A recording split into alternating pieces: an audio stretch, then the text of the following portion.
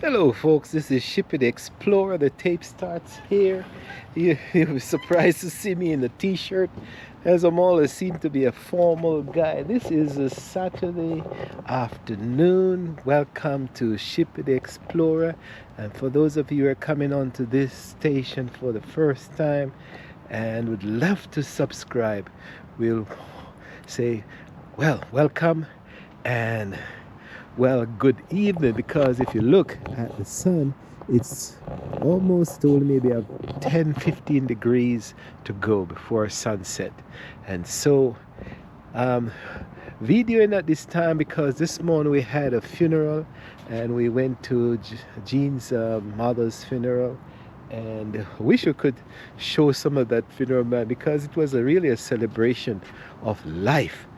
They made the families big.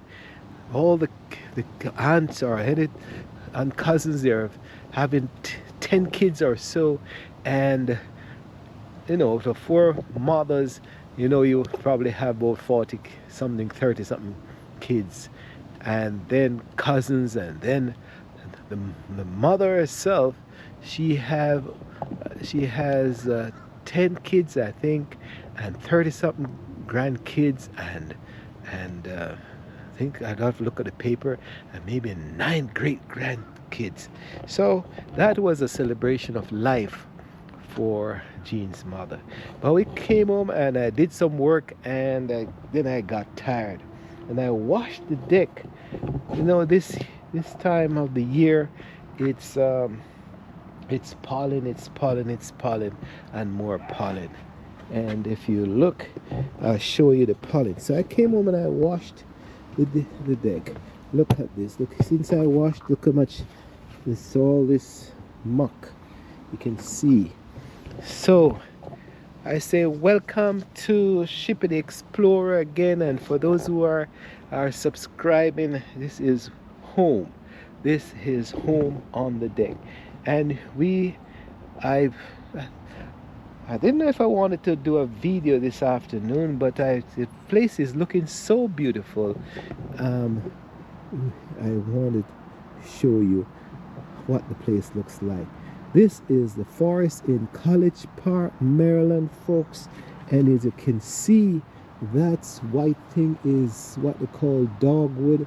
And you can see dogwoods these are natural dogwoods. They grow up by themselves. And you can see the evergreen trees that are towering up in front of us. And my plum tree, maybe I should go down and see if I see a plum. And here we are. The smoke tree that I transplant, well, not transplant, but I cut a branch, and look, it's doing lovely. But let's go on the deck. This tree grew by itself. I brought this bucket in to have this running plant I got from my friend Sonia in Atlanta, and this is still surviving, Sonia, and I don't even know the name of it. But these hostas are hybrid hostas, and I used to have them on the ground out in the garden, and the deers love these things. The deers regard these as lollipop. I'm telling you, they love it so much. And I said, I'm going to fix their business. I'm going to bring my hostas on the deck. When the deck got finished, folks, we had a wooden deck and we took it down and we put this Decromatic material. It's like plastic and man-made wood. It's very special. It doesn't rot, and the deck is refurbished. And now we have these rails. These are plastic rails. So all I have to do is wash the deck. And today when I came out, it had this mold. You can see the mold on the thing. So that's you can still see some on the side there. Look at that. So what I did was to give it a wash down, because I want my deck to look as clean as possible. And so I brought the Oscars on the deck, man, and look at them. Put them in these buckets, and for the last 3 years, look how pretty they are. They are doing well. So here we are. These are the plants on the deck. This, I think, grew by itself, and I think it's a maple tree. And I just leave it there. Let it does its thing. It's the second year it's here now. And you can see what right here is where the cicada little thing look like caterpillar. It cuts into this and lay their eggs. And once a year a group of things come out like cicadas, but every 22 years, 17 years actually, millions of them come out, and when they start to cry, you can't even bear the sound. It's a sea like, oh my, high-pitched engine. So that's a cicada cut. So here we are now. I'm having problems with my strawberry, and here we are. The strawberry, I brought in a bunch of strawberry, and the strawberry, it's bearing. Look at that. It's bearing here. And these plants, I have to weed them out because these are invasive plants. So I'll just weed them as they come up. I'll just weed them out and keep them from taking over the strawberry. But look at the strawberry, man. It's blooming, it's bearing, and I'm looking forward to having strawberry out of that plant. And here we are. What is it? You know, a lot of people all over the world plant tomato, and you go to the factory, this store, like this morning, yesterday I bought 2 plants. But you can also, when you have the tomatoes at the end of the season and you have 1 or 2 tomatoes, you squeeze it in the soil. And in a temperate country like this, look at this. The tomato seeds stay in the pot. Stay in the pot. Look at this. Something cut this. Something cut that. So I better bury it, little plant it. Very good. And the seeds, look at the seeds. I had this super sweet tomatoes, cherry tomatoes, and I squeezed the seeds out, and believe it or not, the plants are growing. So you don't have to buy new plants every year. So you can see some of the seeds here that didn't generate this the skin of a tomato. So I'm gonna have at least 3 plants out of that. It's regenerated tomato plants, and so that's what happened. And sure, I'm gonna get tomatoes out of that. And then my wife, she wants to start planting scallion, folks. We call it scallion. And since the deck is here, we have this plant in this bucket inside, and it wasn't doing well.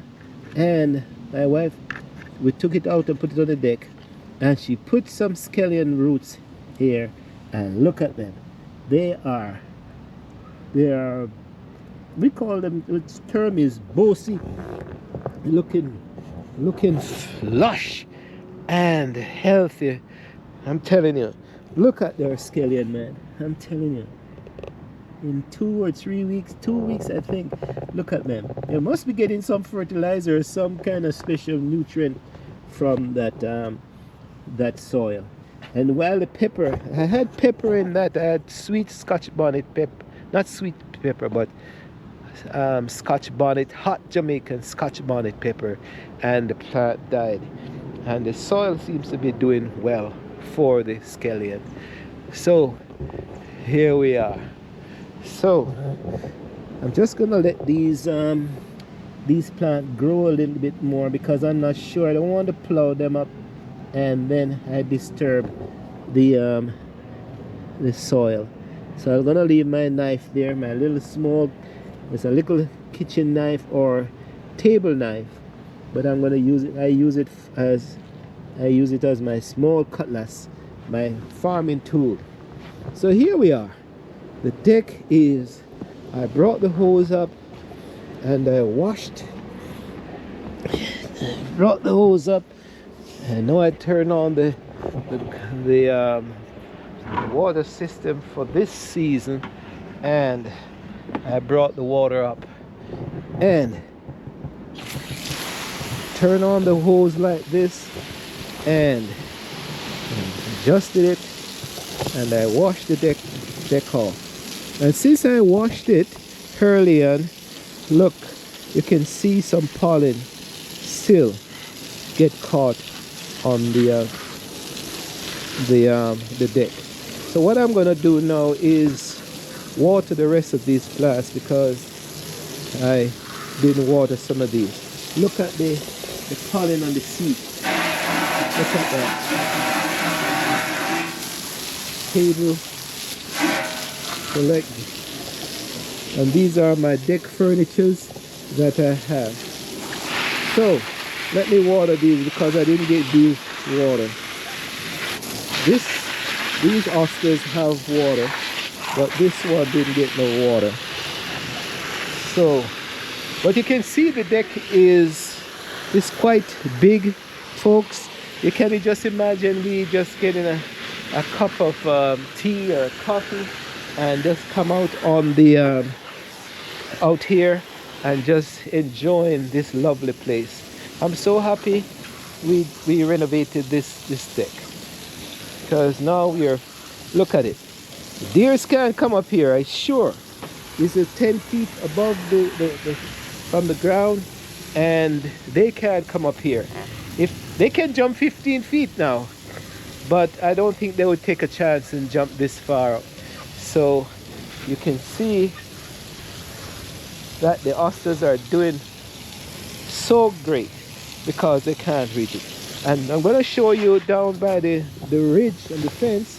Those are also asters, and those are, not even know the name of them, but I would just say they're common asters.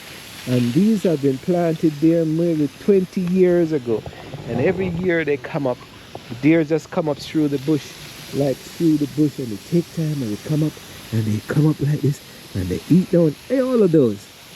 But because the root system is so good, they don't really die. They cut the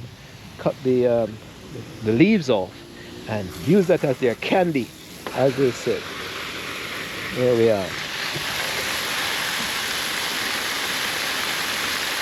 So I know it's gonna rain tomorrow. So I don't have to wash this deck too much, but you can see, look at it. You can see the pollen since this afternoon, since I washed this deck. Look how much pollen has collected on this. And you may, for those of you who are in the building industry, I'm not even sure of the name of the Decomatic or something like that, but it's a new man-made board, and it doesn't rot, it doesn't deteriorate, and it anchors pretty well if you put it down properly.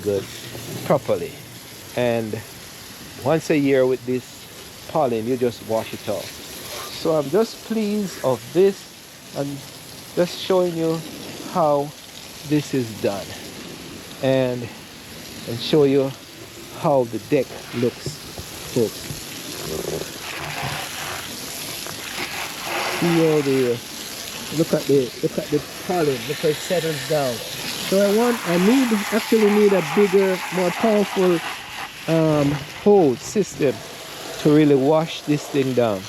And what we have is a pressurized washer that I think I'll probably invest in one of those, because I need to wash the sidewalks, I need to wash the brickwork. We have brickwork on the other side of the house. On this side we have wood, and these are tongue and groove cherry wood, and they just stain it with a solid stain, and it used to be red and not looking good, and I changed the color, and this looks real to me. My wife is really pleased with this. The house looks this lovely, and this looks so sophisticated, I'm telling you. But on the decking, man, I'm pleased with that. It's just, you don't have to do anything. You just wash it off, wash it down, wash it down. And tomorrow when the rain comes, then we'll have it looking better. So let me go outside, turn off this hose. You take a shot again of what the deck looks like, and look at what it looks like. Pretty, man, I'm telling you. Now it's maybe 70 degrees, a breeze is blowing. Look at this. And all I want now is maybe a good cup of tea or coffee and maybe a good book, and wait for the sunset to come along. And this is life in College Park, folks. Really pleased of this. What I'm gonna do is wash the side steps. I'm gonna put the hose through here so I can pull it when I get outside, and I'll be able to pull the hose out and wash the side step. So I'm going out on the side step, and you'll see what a mess pollen has done out there.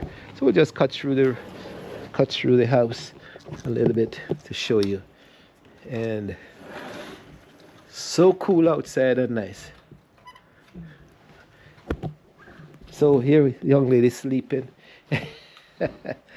So I'm gonna cut through and then get outside and show what it looks like. Let's get through the garage.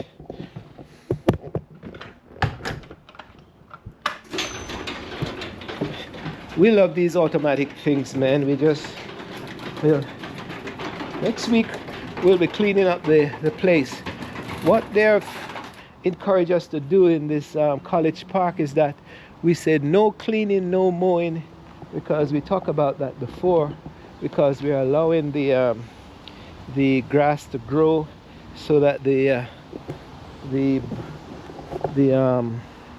flowers can come out, and the honeybees, they can get nectar, and other insects, they can get thing. And so here we are. That's the mulching I did yesterday, and look, this is what I was talking about. You buy tomatoes, and these are red beefsteak tomatoes. You can see these are red beefsteak tomatoes. And you buy them very expensive, almost $5. You'll be surprised, $5. Paid $5 for one of those tomato plants, folks. But you can see the garden looks better, and the flowers are everywhere. They say don't mow. That way, for the month of April, if you like your place to look great, you can you're gonna feel bad, because the place gonna looking raggedy. No, looking raggedy before it start to mow and cut the grass.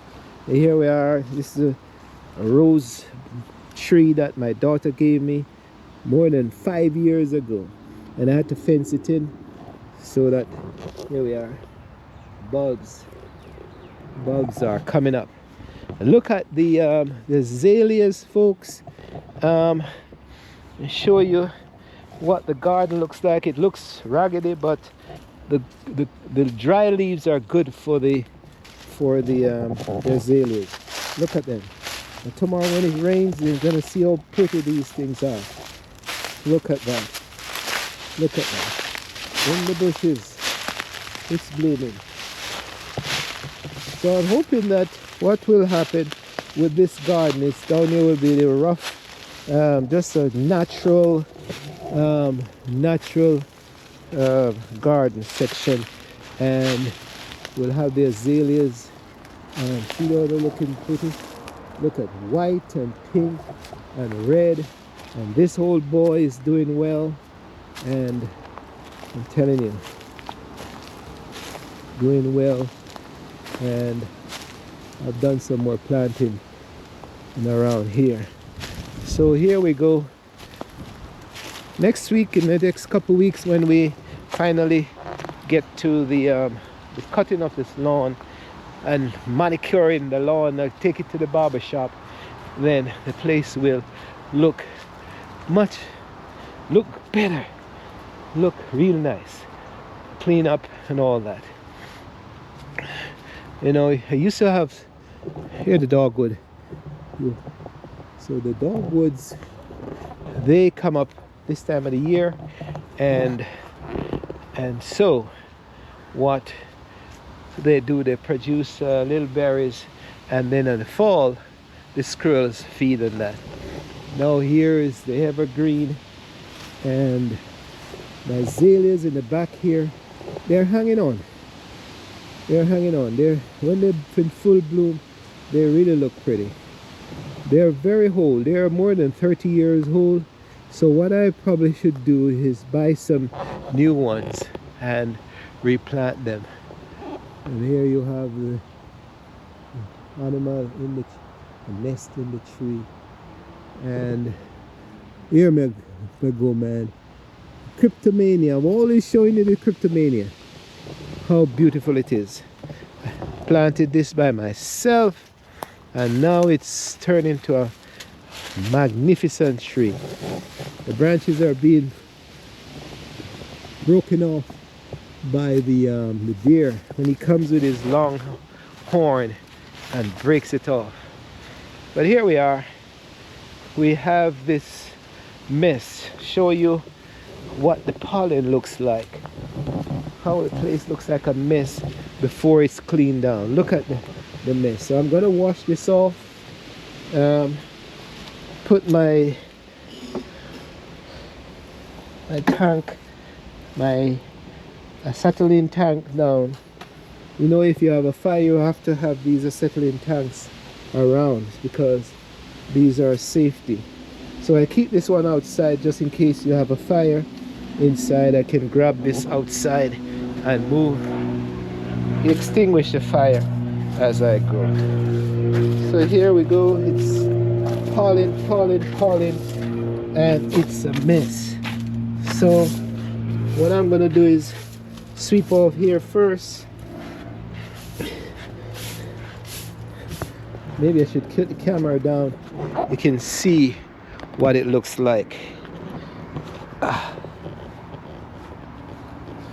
Put the camera here and you can get a better look of the before and after. Look, folks, look at that mess.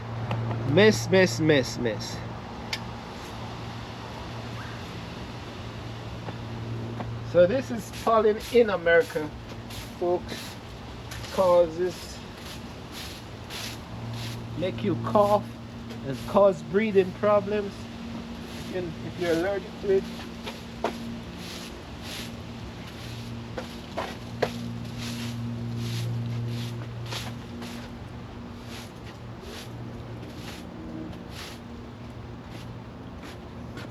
so sweep it off first, and then I'm gonna wash it down a bit.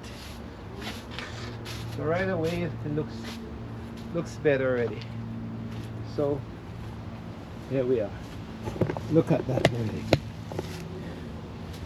Okay, so leave the broom there, and I go get my my hose.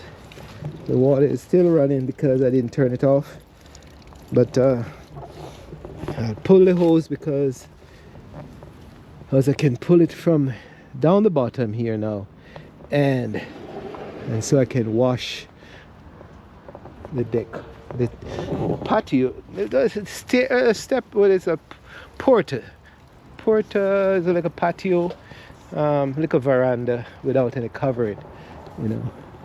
So that's basically what it is. So here we are.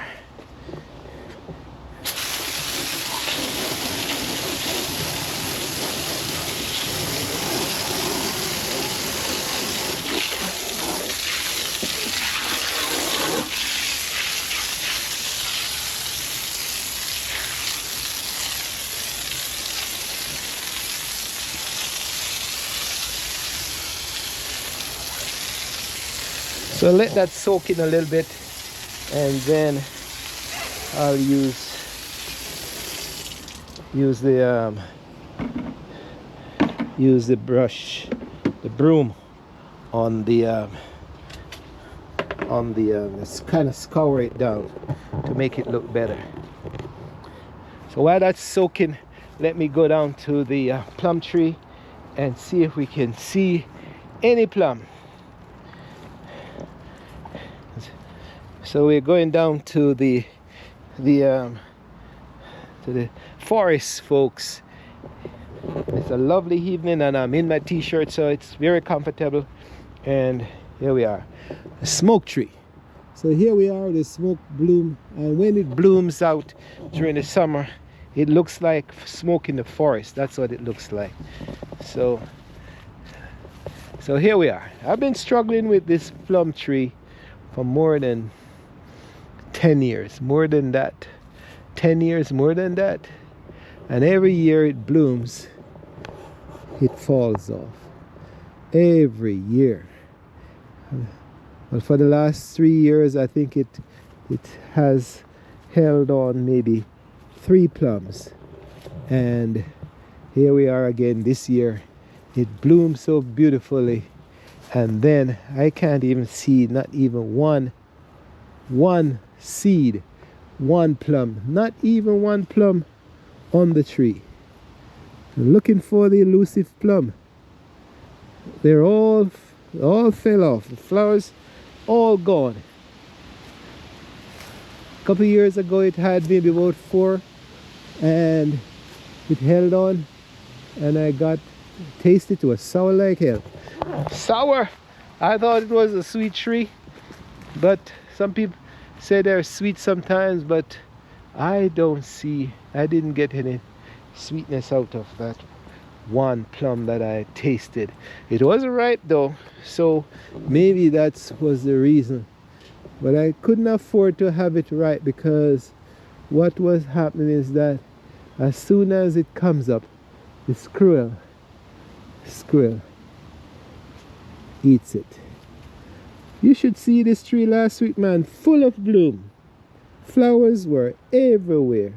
And can you believe it? Not one, I don't see not even one plum holding on. Not even one. So now I would say this has been, it's just, what is it, a kind of tree? You know, in the Bible they say, if the tree doesn't bear, you cut it down. But I'm hoping that it would bear. Why is it not holding on? Every time it blooms, there's a cold weather that comes in and burns off the flowers. So should I cut it down? Tell me, guys. Or leave it as a decorative tree. Let me step back and you can look at it. And you can see how beautiful it is, even without the fruits. Not even. Is that a plum? No. No, not one. No, not one. Not even one. My golly. Not even one. I don't know. I'll just keep it as a decorative tree.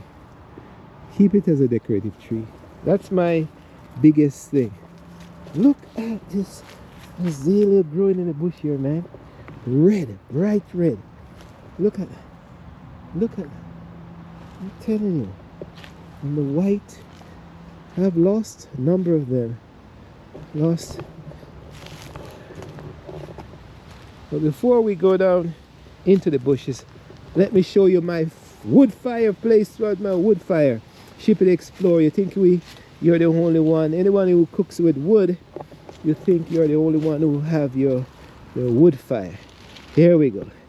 Here we go. Look at that. Look at that. All I have to do is light it up, folks.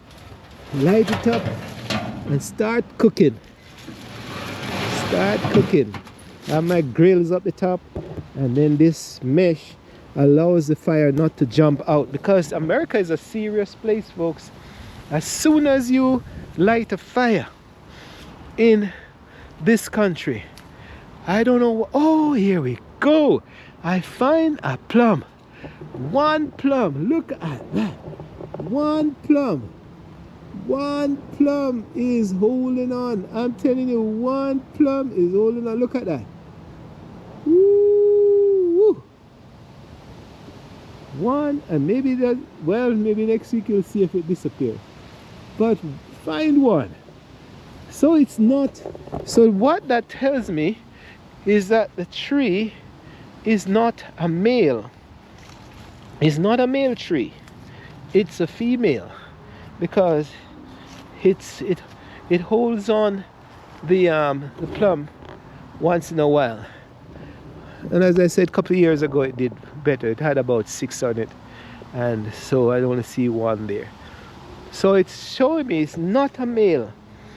And somebody was saying that you need a female and a male plant in the same general area for them female to work. I know you think animals are the only one who have intercourse and interaction and produce fruits, or animals or babies. The plants do too. Plants do produce, have the same interaction, and they produce fruits, and then from the fruits they can produce plants. From the fruits to the seeds, from fruits to seeds to the plants, it produces. So this one is a female, and you can see where it's sent up shoots all over the forest. So what is gonna happen is that maybe one of these is gonna be a male eventually, and then when they come up, they'll produce the pollen, and the pollen shoots from the male to the female, and then the female produces the fruit and produces things for the table. Here we go. So this one tree has sent out branches all over. It shoots. Here we are. It has sent out shoots all over the place. Here we are, even down in the valley here. Look at that. So eventually this whole place probably gonna be covered with this one, from this one tree. You know, we have a little superstitious thing going on, especially the ones from Jamaica or from Africa, or even other parts, maybe Scotland too. And a friend of mine gave me this plant. I got two of these plants, and I planted them.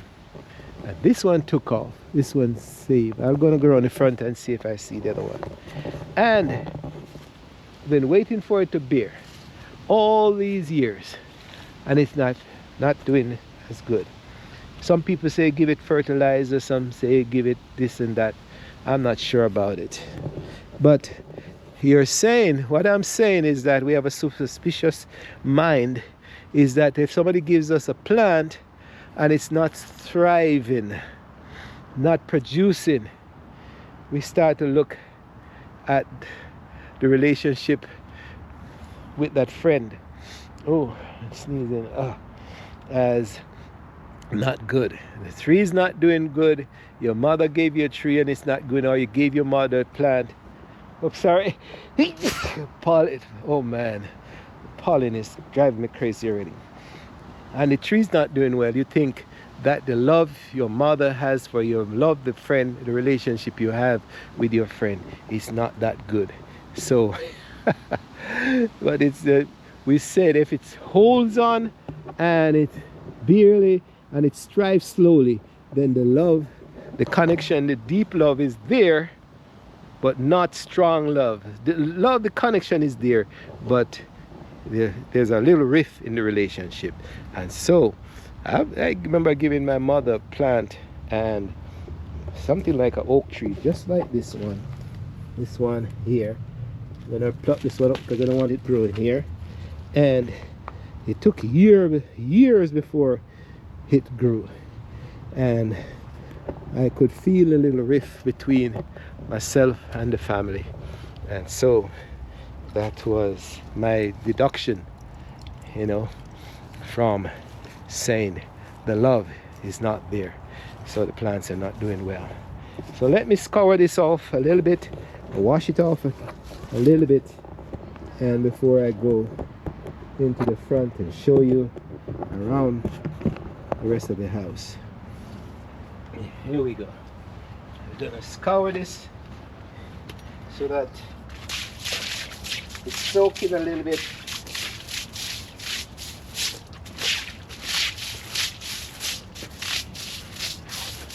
And use the broom to scour it down.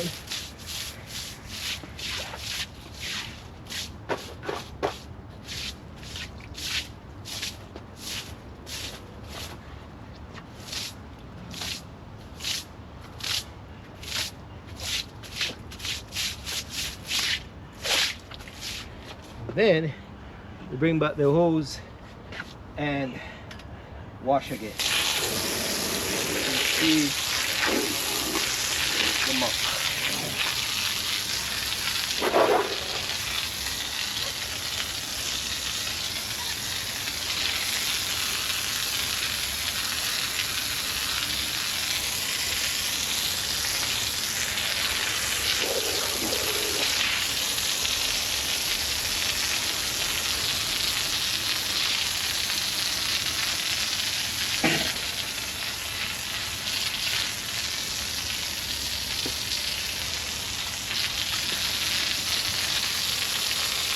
So if I had the power machine, if I had a power machine, all these dark spots would be scoured away.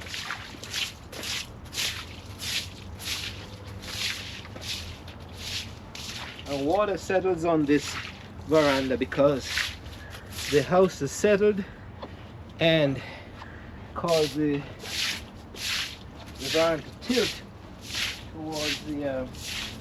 tilt towards the house, so the water settles there, and so that's what it is. The water settles down, and so it doesn't look good. So when you have settlement of water, then you have, well, sometimes it's morass or fungus or that grows. And so I'm gonna turn off this one now, and then tomorrow, next time when I wash the deck, I turn it back on. So just leave the hose, and leave that there for now. So you see, it looks much better. It looks better already. Pollen, man, pollen, look at the pollen. Pollen, it almost sounds like a lady's name is Polly. And Polly is not as friendly as you think, because you heard me sneeze there a while ago. You hear my voice is even start to drop. And so this pollen this time of the year, it just makes some people miserable, man. My grandson was having a rough time last week, couldn't even breathe. He just looking like this, like he's drunk. You know, look at the car. In one day, look how much pollen collect on the car. Look at that. Look at that. Jeez. Oh my gosh. Woo. Look at that. Woo. Man.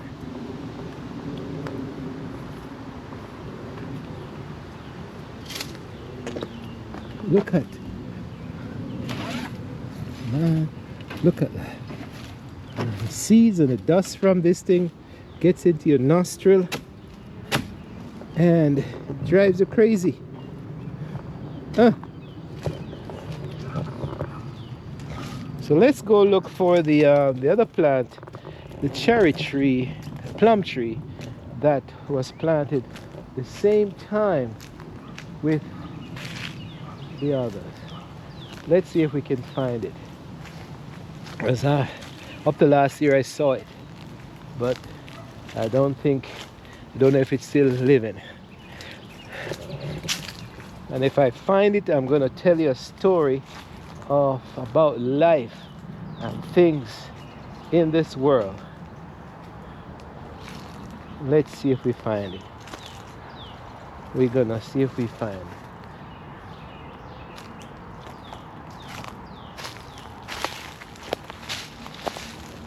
No, it's here.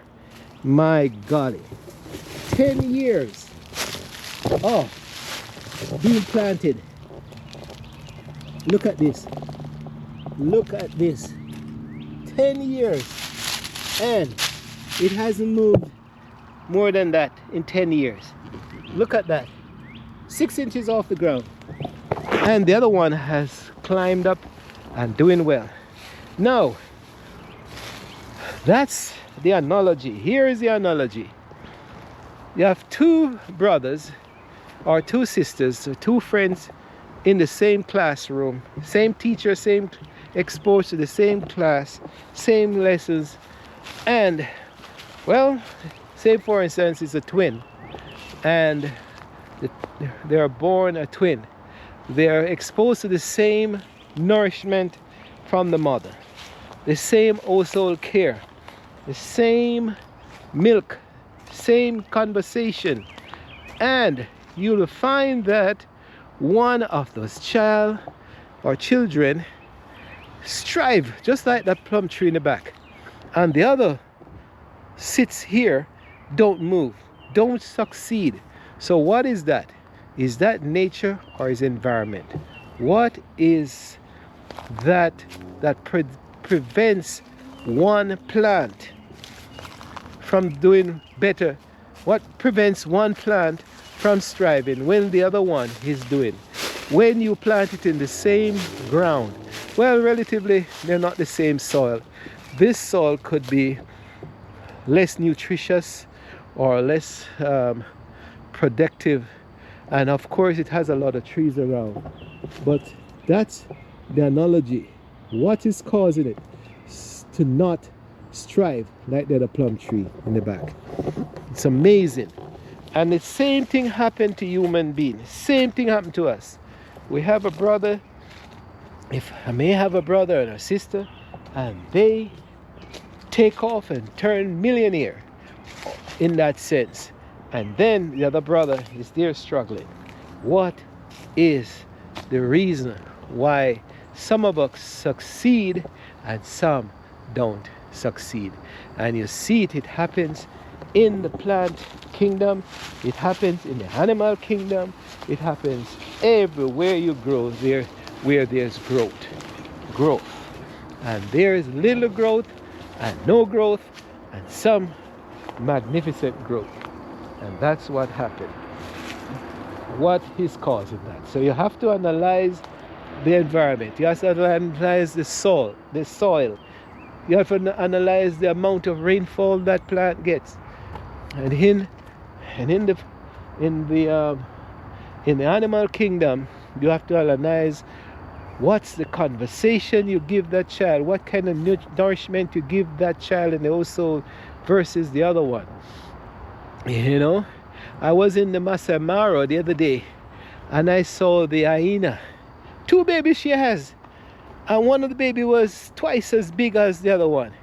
And that mother, the big one, wanted to suck the milk constantly, and the mother turned around to that one that's bigger than the biggest one and kind of scold it, give it a little snap, and the bigger baby stayed away and allowed the small one to suck or feed on the breast. And so you have to have parents or guardian or friends, good friends, who can lend assistance and encouragement and support.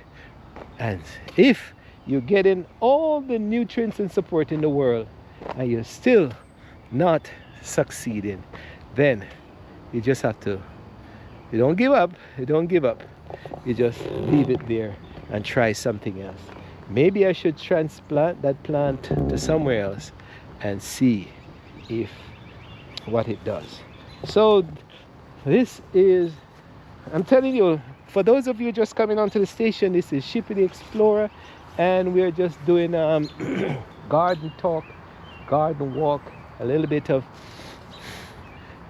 tour around the property to show you and tell you about life of who succeeds and who don't succeed, and so it is. But when you see, for instance, you see this, I'm going to show you a seed that fell off the tree and bounced, and even in the midst of this turmoil, look at that, it found root. It found root in the grass. Now if you had planted that seed, maybe it will come. Just like how I planted this here 2 weeks ago, and it was doing so good up there, and here it is struggling down here. The soil that is planted in, the environment that you plant, the child finds itself in, the nutrients that we give the plant or the child, the encouragement, the words of kindness. And so when you do that, you'll find that we have success. We succeed. Now I'm going to go around and show you this bird nest, because why would a bird make their nest so low? And I'm not going to disturb it too much, because if you disturb it too much, then the snakes and the other animals will come and snap the eggs away, and then she has to start all over again next year. I should wait until next year before the breeding season starts, and then she will start to make her nest again. But I'm just gonna peek and see. Now look at this. Oh, this is the electrical cord. I thought it was a snake skin, because we have snakes in this place that causes, they'll eat the bird's nest, not the nest but the eggs. So let's see if we're gonna see anything in this bird's nest. Look at that. She has made her nest right here, and believe it or not, there is an egg. Oh my, not gonna touch it anymore. Oh, I think that's a sparrow, our nightingale. Every year she lays her eggs right here. Look at that, right there. Let's look again. Not gonna touch it. One egg. So when it does that, all right, she does that, and then she'll lay another egg. And so, but why did she make it so low? That's just 3 feet from the ground, man. 3 feet from the ground. Maybe smart, maybe outsmarting the snakes, or maybe outsmarting the squirrels. These things I'll clean up later on in the week. Take my time and go through them. So, tell you that you're watching Shippy the Explorer and just exploring the garden on this beautiful day in College Park, Maryland. And if you're stumbling onto this station for the first time and you like our garden talk or our life, we have been doing some tours of Oxen and Dalabella, and well, mainly Ethiopia and Kenya. And if you like those tapes and you like to subscribe and support the station, just subscribe, folks.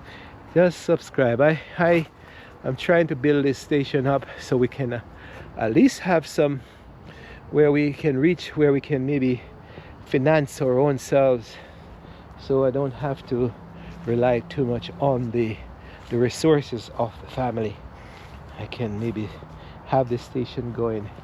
And so support, subscribe, and when you watch the videos, you watch them to the end as best as possible, because the advertisement is what allows us to get the funds. So watch the videos, watch them to the end, see this the advertisement come up, and try to stick through them. Try to stick through them, because if you don't want to send money at this moment, later on we can probably get contributions. But if you really want to support the station, you can just watch the videos and watch the videos to the end. Watch the videos and watch the advertisement to the end. And here we are. We're not getting a beautiful sunset this evening, but that's through the trees. And now the leaves are coming in ferociously, and so that's what it is. So I've been, even myself, I'll tell you about this tour, folks. I went into Ethiopia and Kenya, and had when I was going, I said I got sick, but the plane didn't turn back, so I managed to reach. And I said, if I'm gonna go and just stay there, I'm just gonna fight this sickness. And I stayed and I recovered, and I think I climbed through the valleys, hills and valleys, and through the rocks and across the streams. And so I managed. I think I did a wonderful job with the tour of those two countries.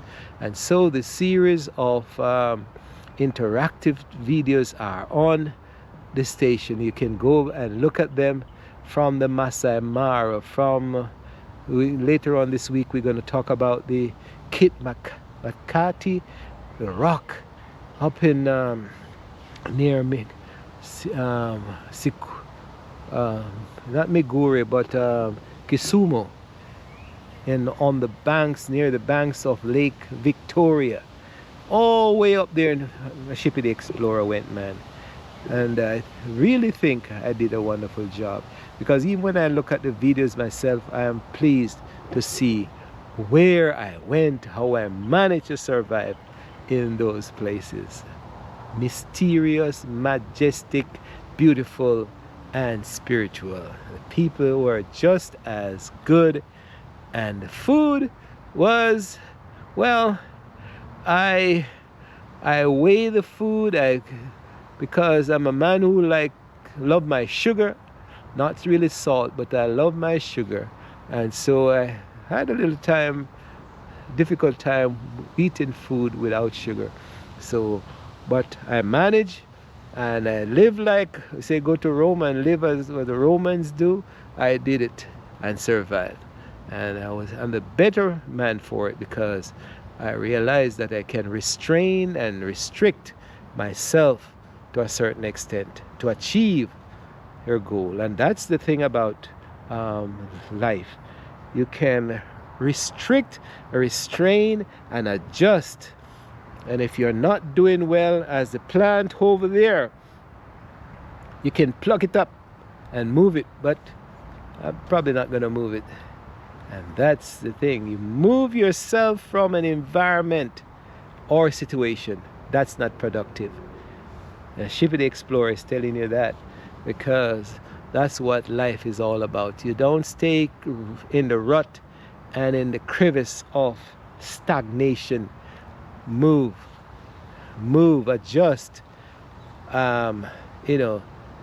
get new friends, get new ideas, get new work, get out of the stagnant office and go back to school, or find some other thing to do. If your agricultural thing is not doing well, you can probably jump on a pota and get that going. And if you save and gradually build yourself up, then that's the way. But don't stay stagnant in any mild situation you find yourself.